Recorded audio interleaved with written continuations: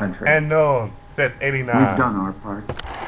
As I walk off into the city streets, a final word to the men and women of the Reagan Revolution, the men and women across America who for 8 years did the work that brought America back. My friends, we did it. We weren't just marking time. We made a difference. We made the city stronger. We made the city freer. And we left her in good hands. All in all, not bad. Not bad at all. And so, goodbye. God bless you. And God bless the United States of America. Woo!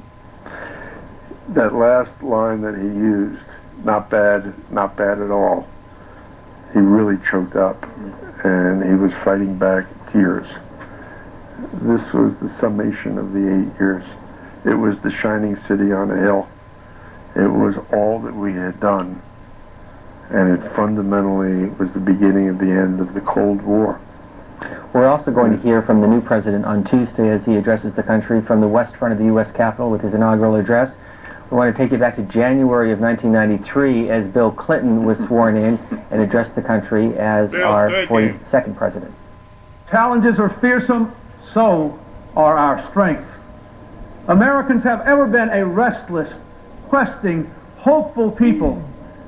And we must bring to our task today the vision and will of those who came before us. From our revolution to the Civil War, to the Great Depression, to the Civil Rights Movement, our people have always mustered the determination to construct from these crises the pillars of our history. Thomas Jefferson believed that to preserve the very foundations of our nation, we would need dramatic change from time to time. Well, my fellow Americans, this is our time. Let us embrace it.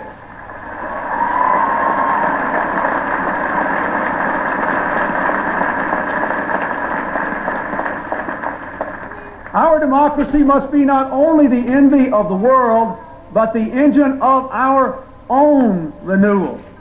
There is nothing wrong with America that cannot be cured by what is right with America.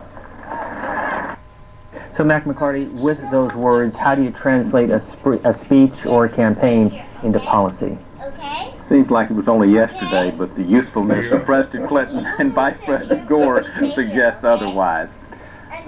Steve, as Ken knows very well, you start with the vision and the plan, but then you quickly have to sequence your priorities. In our case, it was pretty straightforward. The 92 campaign had largely been about the economy. It was the economy stupid. And while Bill Clinton came to office with only 43% of the vote, with Ross Perot's candidacy, over 60% of the people in our country said we won't change, a change of direction. So our first order of business clearly was to develop an economic plan, a budget, hopefully a deficit reduction program, and put that before the Congress, and that's what we did, and we were successful with that.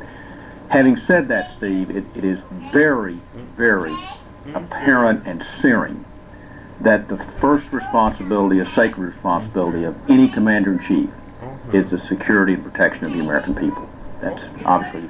From this morning's Washington Journal here on C-SPAN, you can see Washington Journal every morning at 7 Eastern. We're going back now live to the Washington Hilton Hotel, where the group Emily's List is hosting a luncheon today, celebrating... Wow. 2 presidents. From 98 Rock, and I'm his Maryland Lottery official, Gloria Brooks. The evil won't get you, and you say with here with me, okay?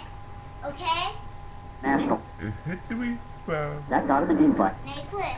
2 presidents. Let me tell you about something. The evil won't get you, and you stay here with me, okay? Okay? The room backwards. Nicholas, let me tell you something, Nicholas. The evil won't get you, and you stay here with me, okay? Okay? Lakeman, thank you, gentlemen. It's great to Okay. see you in person instead of saddle. Now, where the eBay sell... To you, sir, and good morning to you. Good to be hurt us. Has that action hurt us in our ability to work with other nations on other issues? Oh, absolutely. There's no doubt that our alliances have been frayed. It has diminished our leverage, and check that. The way True. And no defrosting. forms in winter. And every time. In cutting taxes, and if you're going to spend for capital improvements, not for current liabilities. If there's a tax cut and spending on capital improvements, this president's going to get our support. You know what? That's why Barack was won the election, because it's about leadership. It's not about passing a buck about Congress. Or he's going to be a leader. He's going to set out an agenda. He's going to get out there and communicate with the American people, unlike George Bush, who was reluctant to do this. So it won't be about who's in charge, who's on Congress. The buck stops.